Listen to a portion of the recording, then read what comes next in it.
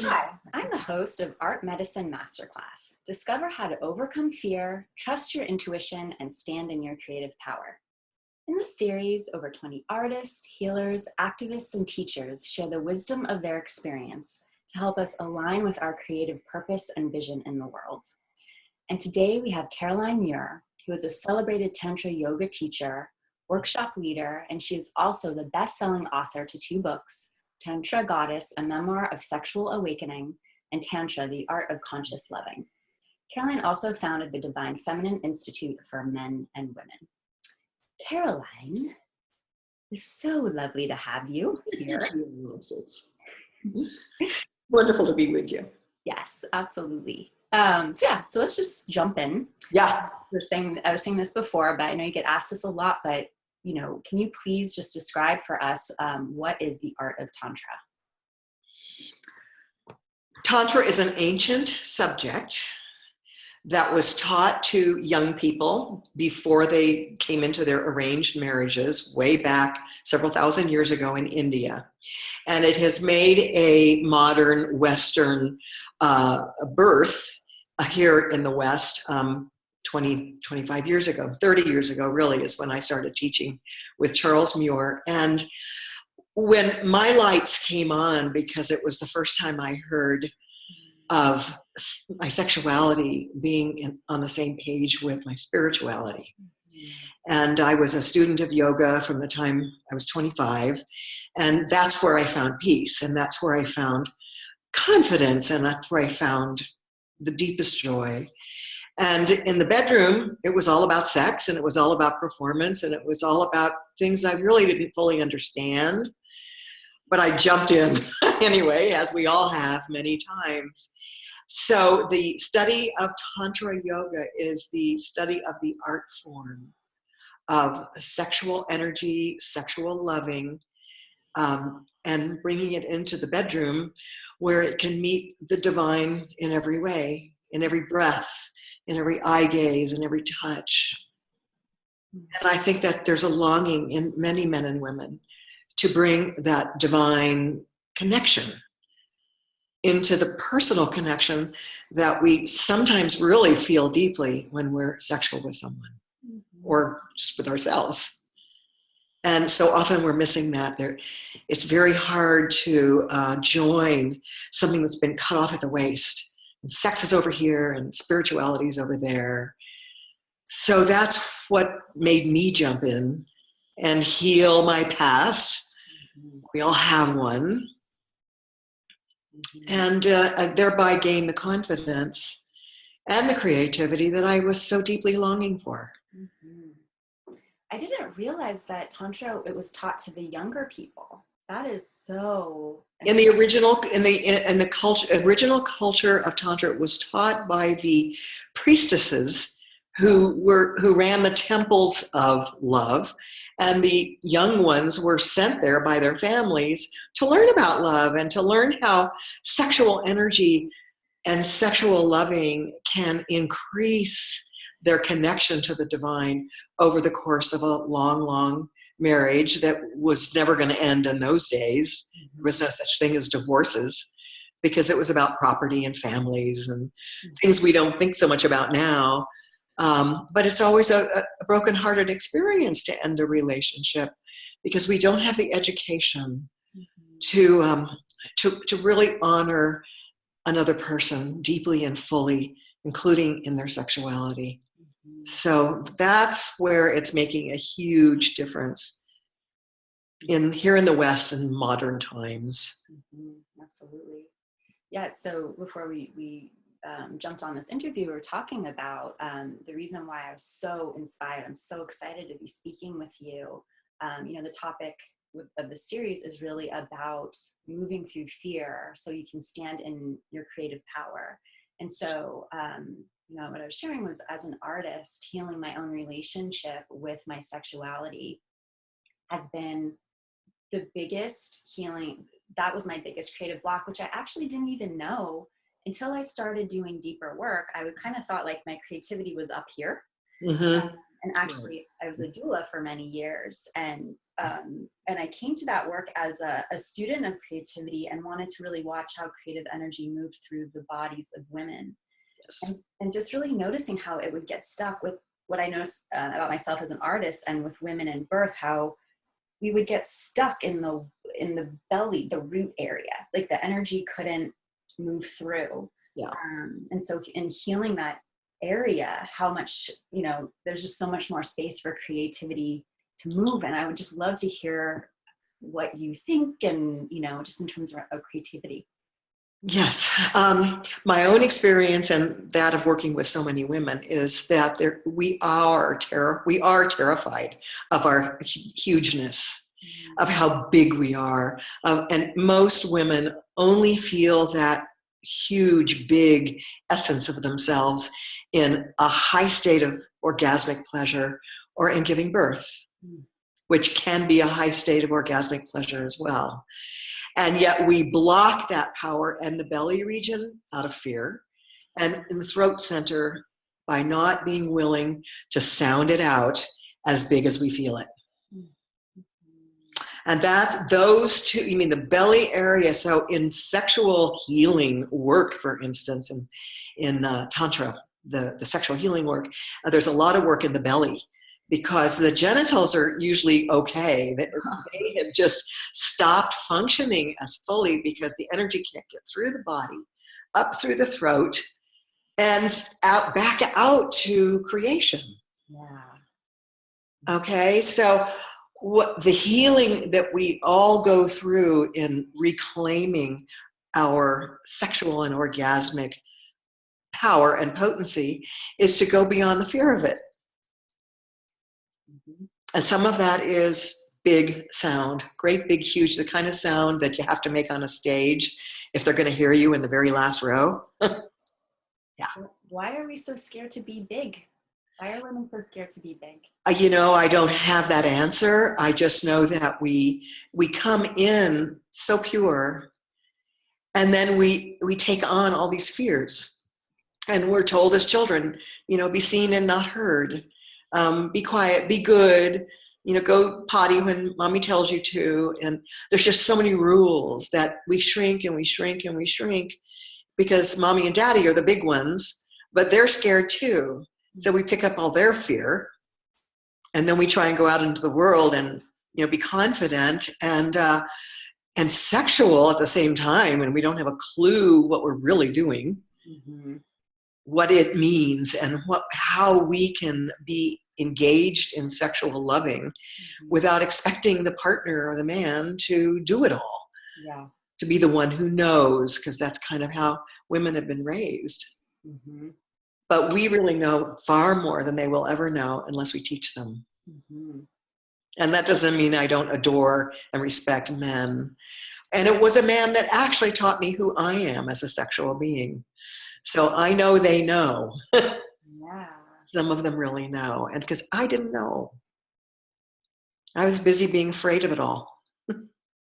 Yeah, it's when, as we're talking about this, I can feel this within my body, that there's this bigger place that I want to move into with my sexuality. And I feel like it's, it's, again, with birth, there's this energy, right? And so it's this opening. It's this, I can feel that there's this surrender that, I'm starting to move into. So this bigger creative force can move in. It was a healing piece that had to happen. And then it's stepping into what you're saying, really holding and moving with the sexual energy that moves through, right? Mm-hmm, mm-hmm. So it's the simplest of things. And working with women in birth, that you got to breathe deeply and you got to sound really big. And if you can do those two things and let your body carry the motion that's most natural to it, which is an undulating type of movement, that birth is going to be easier, the pain is going to be less, the ecstasy is going to be more. And we're dealing with the release of the creative center. Mm-hmm. The birth is a creative experience, and creativity blossoms from the birth center. So the more we can utilize the muscles and the energy that's with us all the time as women, and not expect to do something with someone else to make it go away or to make it, to move it at all, but to just move with it in life. We are sexual beings. And that creative energy wants out. Wants out. It wants out. It so does. It's I haven't really studied tantra. I was, and this is why this is so wonderful. But like everything that you're saying, I think I had a different impression. But it's very much what I've seen in birth, when women really go into that trance state and they're riding that powerful sexual creative energy. I've actually learned from them, like, okay, what if I did that while making love with my partner, and kind of mimicked what I was seeing them do. And it was really interesting, like what I would find, like if we were making love and it was just very sweet, and you know, I maybe noticed my mind was wandering, like, what if I just connected to that energy that I see in birth? And it's so much, it's so primal. And what I've seen with women in birth is that sometimes the fear is that they've never seen themselves that way. That's right. And so it's like, what if they really are owning this kind of animal? They're like, that's right. This female animal that they are, and that power, like, what does that mean? And it's a real death of the ego, I think, you know? Well, yeah, women don't want to be messy and bloody and screaming at the top of their lungs and out of control. Yeah. So in order to birth your orgasmic power, your creative power, or your children, you've got to let go of control. How do you do that? So how do you teach that in Tantra about the control piece? Well, yoga is a great teacher of moving energy. Just the hatha yoga postures and breathing and quieting the mind all set the stage for this release and surrender of the feminine essence. So every movement in life, every day at the computer can be an orgasmic day. And it's not because there's somebody doing anything to me or inviting me upstairs. It's because it lives within me, and I've learned to breathe it and squeeze those PC muscles and remember that when I forget about it, I'm half alive. And when I reclaim those muscular internal exercises, and I look in the mirror and I get up and move for a minute out of a chair, I'm back to myself. That's how I recharge myself throughout the day. And I learned, I'm 45 years of a yoga practitioner, and I hardly do yoga anymore, the formal. But it's the movement to stretch, it's the opening, it's the breath of life constantly coming in, constantly going out. I love that. Simple stuff. The ancients knew, and we've just gotten it so complex, haven't we? Yeah, it's just moving. You're just moving. I can't hear you, sweetie. Oh, sorry. You're just feeling that connection with the life energy in you. Yeah. All day. And when I'm not feeling it, that's when I notice I start to look tired and I feel old and my joints ache, and then I just move into my aliveness, and everything is better from there.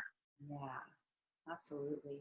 So I don't know, maybe it was a talk that I saw you give, or read something that you wrote where, can you speak a little bit to, like, when you're in a couple and, there's that initial passion where you're, having a lot of sex, and then, this is what we talk, in mainstream, this is how it goes, right? That passion in the beginning, and then you're with someone longer term and, like, you don't have sex as often.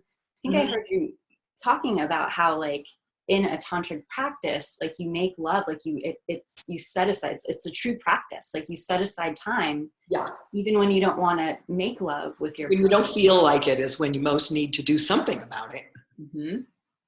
Mm-hmm. Right? And there's a lot of preliminary stuff that we can do with our partners or by ourselves that doesn't include having to go all the way to a sexual feast, because maybe there isn't time or the space. But the energy, the eyes transmitting, and the breath coming in and sharing the breath with a partner. Whoa, that's the breath of intercoursing. And the eyes the same way. And we can do it. So there's a lot that can be maintained, like fanning the flame, Yeah. the eternal flame of passion, which is always burning somewhere. Yeah. I think that is just such a great reminder, because I know in my relationship, it's like, if I feel like I don't have enough time, I won't even, and I heard you say this, I won't make contact, because I don't want there to be any wrong, but Yeah. after I watched you say that, I was like, oh no, when that energy is in our house, when we're always connecting in that way, whether we're making love or not, that is just the energy and the juice in our house. It's love and creative energy always flowing. And so after I listened to you, I went to him and I just touched him, and it was great. We didn't have time to, but like it was so sweet, and just a reminder that we can always be connecting in this way. Oh, I'm so happy to hear you say that. People just don't relate to it. They don't get it. Yeah. If you're not, going all the way in bed, then it's not sexual. Well, that's not true. Yeah. And every man loves to feel wanted, and every woman loves to feel wanted. And it can be great that there isn't time. Mm-hmm. And it really shifted it. It's like that, and I've spoken to a lot of women about this, where it's, it's a little bit more like they're doing their thing and feel like they're on the defensive a little bit with their partner, when, in thinking of it in this way, it's like, no, our partners, and with a man, so it's, this man needs so much compassion and just needs so much gentleness, and I can offer that at any time. It doesn't have to be, this, I know. Yeah. Well, men need to feel loved too. Okay. They really, really do. They just show it a little differently. We're more obviously tender about it. They lead with the wand of God that is their version of our hearts. Like, I want you. And we go, well, I don't know, I'm not in the mood, or, whatever. Or sometimes we go, yes, I want you too. But to just receive him and receive the natural spark within him, which is the positive force of the wand of light, of the wand of God. But if we don't think of his genitals as a wand of light or wand of God, then we tend to put them down or not hold them in the highest regard. And so that's where Tantra teaches men and women how to honor, how to have sexual dignity. You can have all the nasty passion and play that you want, but where's the dignity and the sacred? How do you help couples find that together, that dignity? Well, it's not a 5-minute answer. I think the very first thing I do with every couple is to have them quietly stop talking and breathing and gaze into each other's eyes until they feel something. Until they feel some kind of connection, or a sadness that there isn't a connection. But the eyes transmit all the truth from the soul.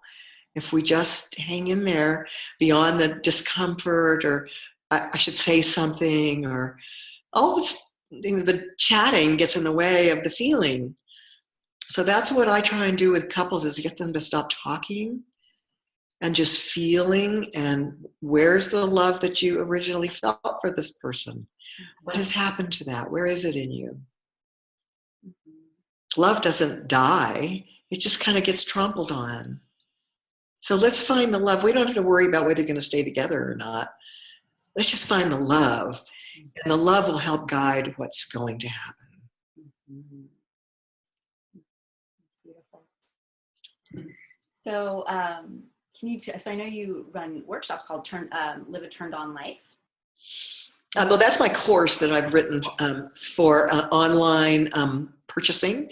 Yeah. So the women can purchase the course and follow the classes each week and listen to me teaching without having to get on an airplane and go to a workshop or a conference. And I believe that the internet is going to take us where we can't go in the future. And so that's how I'm reaching more and more people.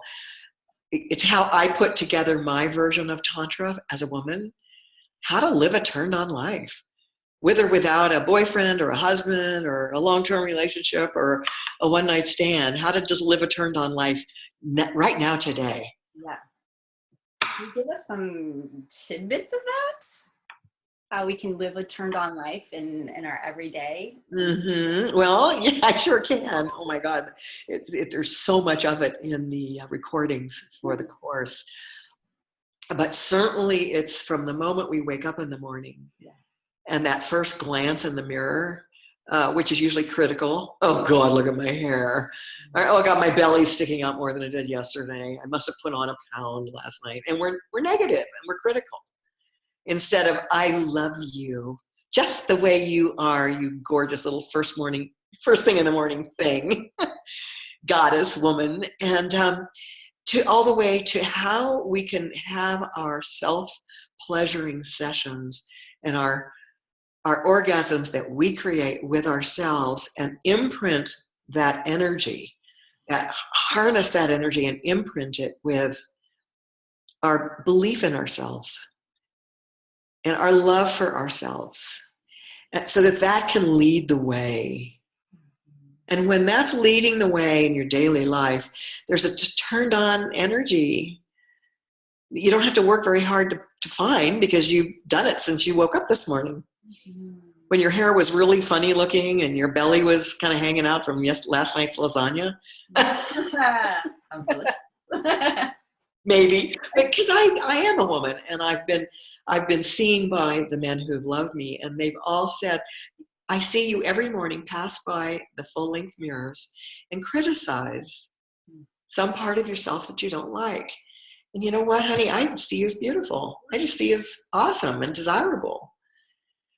So I took that to heart, and I realized I do that, or I have done that. And now I just accentuate, how fat or funny I might look in the mirror first thing in the morning, and go and start the day with love and acceptance of myself.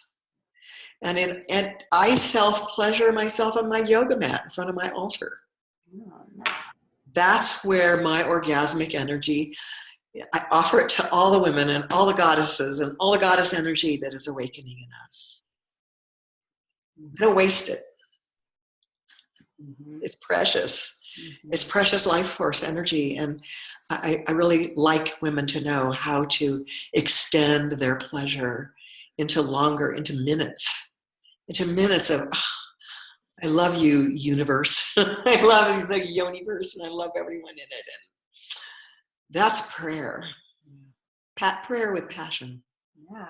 And it's just, as you're speaking about this practice, it's really a practice. It's like reconditioning yourself, connecting to this energy in this way, as opposed to I think there's so much, I know you know this, there's so much shame around sexuality. And so when you create that path, that well-worn path, that sexuality, that's so much stronger than any of the criticism or shame that we feel. Mm-hmm. Yeah. And shame about our bodies is what does us in. That's one of the reasons we don't enjoy ourselves in the bed with someone, is we're so self-conscious about our bodies, even when they're perfect. Especially when they're perfect. So that's I reach out to the essence of the feminine to bring her out of that negative self-flagellation, I'm not enough place that has kept us down for a long time. Mm-hmm. And it's starting to really dissipate as women now step up into their big juicy selves and their big butts and their big boobs and their big everything. It's like, even if they're tiny little gals that have big energy. Yeah. One of my questions to you is going to be, what are some practices that we can do to really connect with our creative power? And I just love this idea of pleasuring yourself as such an amazing and incredible practice to strengthen your relationship to your intuition. Yeah. And in the self-pleasuring practices, if you can't be naked or with your own body intimately, even sitting on the toilet, you can sit at your computer and you can be doing an interview and you're pulsing those internal muscles, the Kegels, the PC muscles, and you're bringing this energy up. And it makes your eyes brighter, and it makes your smile bigger, and it makes your face get a little flushed. And so these are just easy things to do. I'm going to do that right now for the rest of the interview. Yeah, I know. I try and do it with every interview. The women love it because it also gives us a sense of being turned on. Yeah. It turns on, it brings the fluids into your vagina, and it brings the energy up into your abdomen. And it's like, oh, I remember me. Yeah.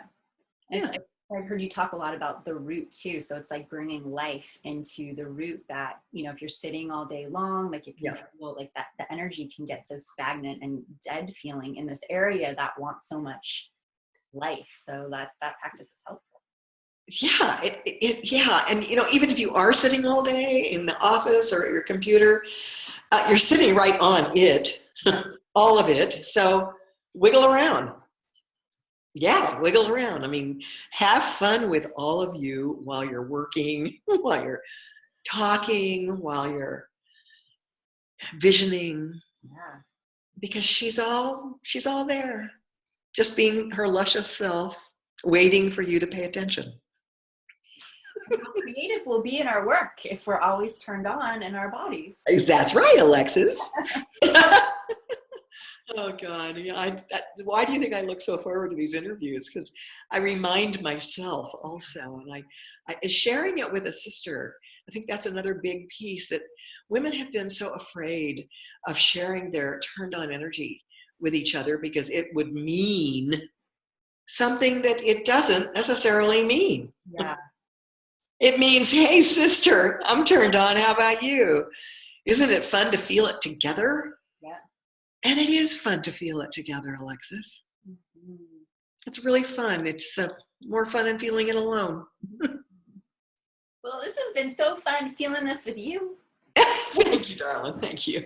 It's just been great. I know we're probably getting close to the end of the recording, but thank you so much for wanting. Yeah. And is there anything that we didn't cover that you want to share with the audience? I guess mainly I want to share with the women that if you want this, you can have anything you really want. You can have the most orgasmic, turned on life if you really want it. You can have that red dress you saw at the store yesterday. If you really want it, you'll find a way to get it. So I say the same thing about this turned on energy. You'll find a way to get it. And there's those of us out here helping make it easier. Our moms didn't have that. Thank you so much. I wore my red dress for you. I don't know if you. No, you're just gorgeous. You're just beautiful. Thank you so much. Thank you so much. And just hang on one second while I say goodbye to the audience. Thank you so much for being here. And please check out the rest of the series and just have a really wonderful rest of your day. Bye.